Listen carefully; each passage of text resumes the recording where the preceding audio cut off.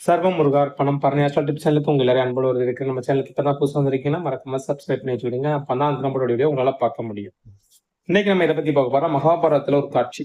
அதாவது தண்ணீர் எடுக்க அருந்தக்கூடிய காட்டுல வனவாசம் போனாங்க தெரியும். தர்மர், யுதிஷ்டர், பீமன், அர்ஜுனன், சகாதேவன், நகுலன், திரௌபதி எல்லாரும் வனவாசம் போயிருந்தாங்க. அந்த டயத்துல வந்து அவங்களுக்கு வந்து தண்ணி தாகம் ஏற்பட்டது.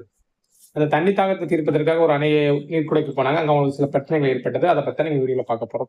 வீடியோக்குள்ள போறதுக்கு முன்னாடி மறக்காம உங்களுக்கு வீடியோ ரொம்ப பிடிச்சிருந்தா லைக் பண்ணி ஷேர் பண்ணிடுங்க. சரி, வாங்க வீடியோக்கே போகலாம்.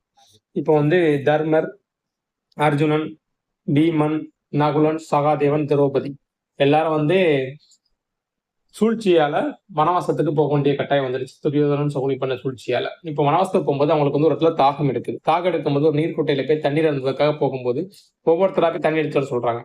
பீமன் பஸ்ட் தண்ணி எடுத்து போனவன் வரல. அடுத்தது அர்ஜுனன் போய் அவனும் வரல.